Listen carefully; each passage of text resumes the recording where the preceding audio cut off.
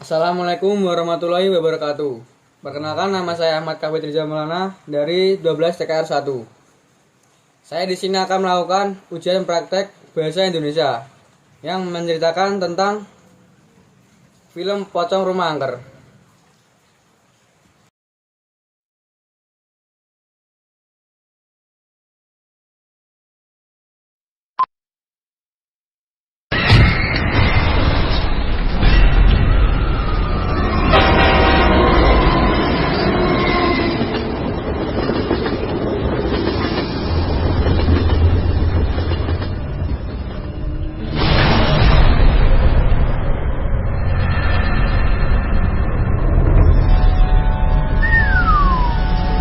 Serem parah di tempat.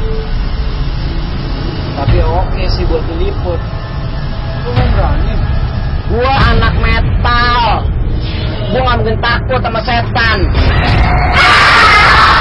Apa lu bilang? Ini semua tuh gara-gara lu. Lu buka payung dalam rumah. Emang kenapa? Kalau buka payung dalam rumah apalagi angker kayak gini, itu bisa ngundang setan, tau gak?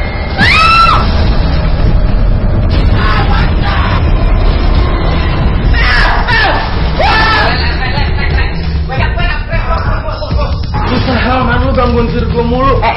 What I said? She's a good man. Terus lu gak perlu ah. Lu yakin nih? Lu minta maaf di sini? Permintaan maaf kalian akan sia-sia. Salah satu arwah yang mengentayangi kalian akan pergi jika menemukan kembali sesuatu yang hilang dari dirinya. Jo, lu cium bau anyir nggak?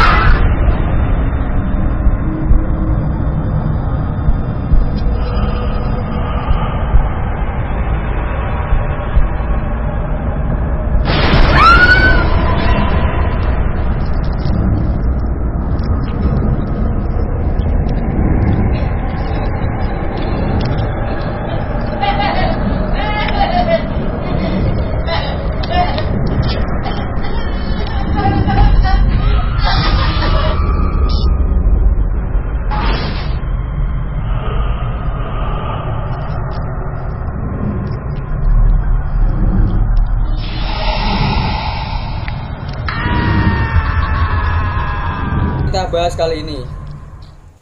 Dari awal sudah disebutkan bahwa genrenya adalah komedi horor. Sekarang tinggal dilihat saja. Joanna diperankan oleh Donita dan Debbie diperankan oleh Pamela Bowie.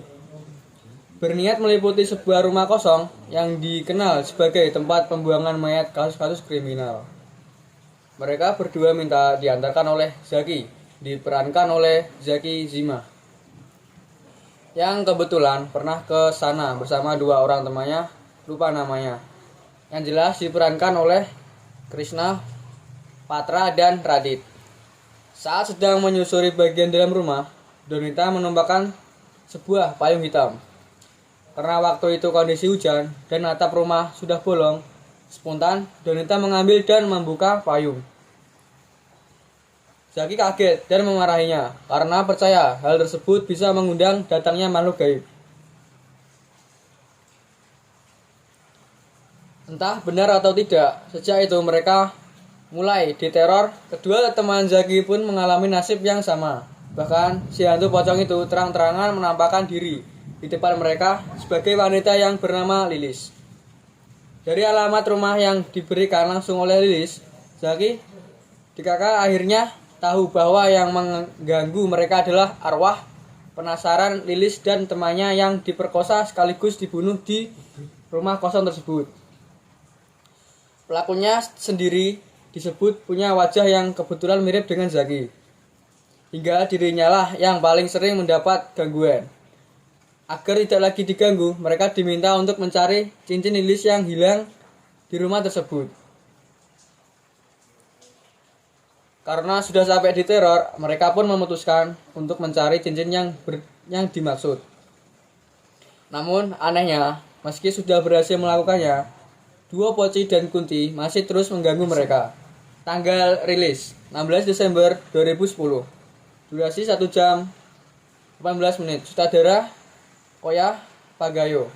Produser Firman Bintang, penulis naskah Eri Sofit, pemain Donita, Zaki Zima, Pamela Bowie, Krishna Patra, dan Radit. Sebandingkah dengan aktingnya, itu dia masalahnya. Secara pocong rumah angker, lebih kental nuansa komedinya. Kualitas akting pemain-pemainnya tidak terlalu terlihat, termasuk Zaki Zima yang menjadi tokoh sentral pemancing titik tawa. Saya pribadi malah lebih suka dengan aktingnya di FTV ketimbang di film ini. Terasa berlebihan, apalagi tidak ada chemistry di antara pemain. Datar-datar saja. Banyolan yang coba dihadirkan sebenarnya lumayan menggelitik, sayangnya minim variasi. Alhasil pola yang sama terus-menerus diulang. Awalnya tertawa, ujung-ujungnya bosan. Hal yang sama berlaku pula untuk penampakannya. Di babak pertama susah bikin saya tersenyum girang. Apalagi kalau bukan gara-gara dengan kuntilanak merayap di tembok serta melayang-layang di udara. Namun setelah itu sepertinya Koya Pagayo tidak mampu menemukan ide lain untuk menyajikan jump scare, balik lagi ke formula-formula usang yang acap ia pakai di film-film yang lain. Oh ya, ada adegan pocong jatuh di film ini. Bukan hal baru memang, tapi ngakak. Parah saat jatuhnya menimpa beberapa karakter yang ada. Dari segi cerita tidak terlalu rumit untuk dicerna. Hanya membingungkan di babak ketiga. Mulai dari kemunculan kakek misterius yang gak jelas siapa hingga alasan kedua arwah penasaran menteror Zaki yang tidak menyambung sama sekali. Bahkan setelah permintaan mereka dipenuhi pun Zaki dan teman-temannya tetap diteror. Pocong rumah angker bisa dikatakan gagal mengembangkan ide cerita yang telah mereka persiapkan, baik dari segi komedi maupun horor. Ujung-ujungnya banyak yang terus diulang. Parahnya, semakin ke belakang cerita semakin ngawur dan dipaksakan, setengah menghibur, setengah membosankan. Sekian yang dapat saya sampaikan. Apabila ada salah kata maupun ucapan, saya mohon maaf yang sebesar-besarnya. Wassalamualaikum warahmatullahi wabarakatuh.